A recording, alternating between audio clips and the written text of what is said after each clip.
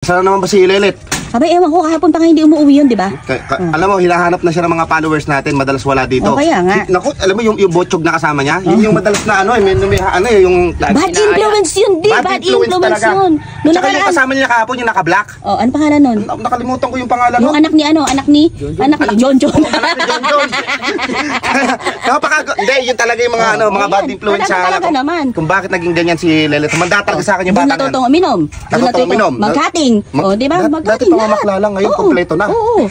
Na Lelet na. Hindi, humanda talaga sa akin mamaya yan. Busta ko dyan eh. Tawagin mo nga Hindi, ito si Renzo, di ba papagagalitan niya? Wala, dito yan. Bantay sarado ko yan. Bantay sarado daw. Pero bulong-bulong naman pagka bulong-bulong ka? Hindi. Bakit Lelet?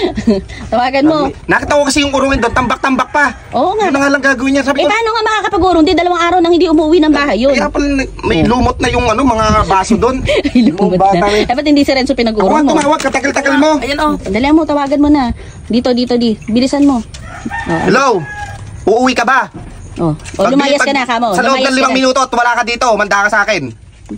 Dapat sinabi mo maghakot na ng gamit niya. Ayun na.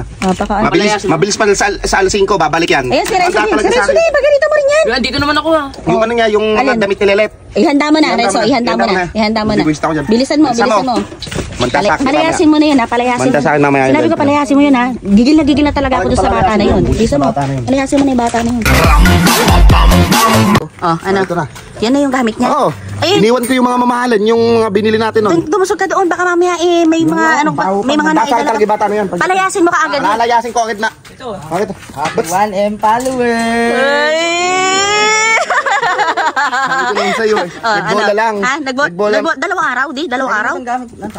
Hindi, palalaban ko sa... Palalaban kay Renzo. Sa laundry. Palondry mo doon. Palondry mo, Renzo. Sinabi sa'yo, Renzo, mag-urong ka, ha? Nilulumot na yun nandun, ha? Dito mo na-appreciate ko yung mga...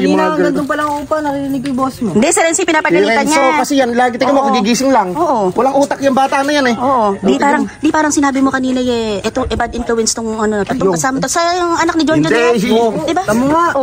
Yan ka ako yung mga dahilan kung bakit natuto si Lelet makapag-socialize sa tao. Dati nasa bahay lang to eh. Computer, gano'n.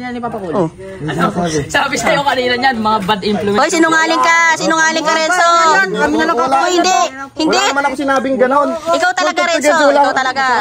Dati daw pamamakla lang, alam mo ngayon. Hoy, hindi, alam mo ba? Hindi, alam mo ba sinasabi ni Renzo? Juts ka daw. Wala ako niya. Juts ka daw. Ayan, Juts. Nakita ko si Lelet. Parang nakakabitlay ulo sa balat. Taka si Lelet. Si Renzo yung nagsabi nun. Oo. Tingnan ko ngay cake. Happy 1M followers, papa ko. Luna. Ay, Luna. Gago ka talaga, Angel.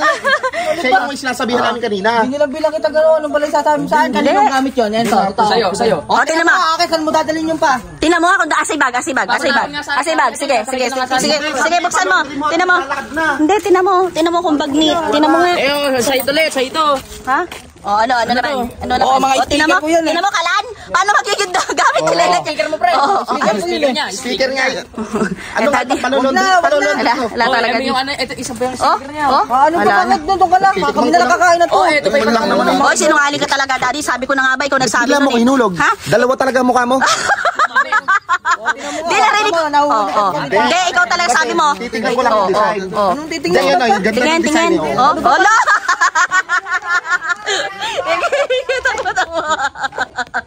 Let's do that.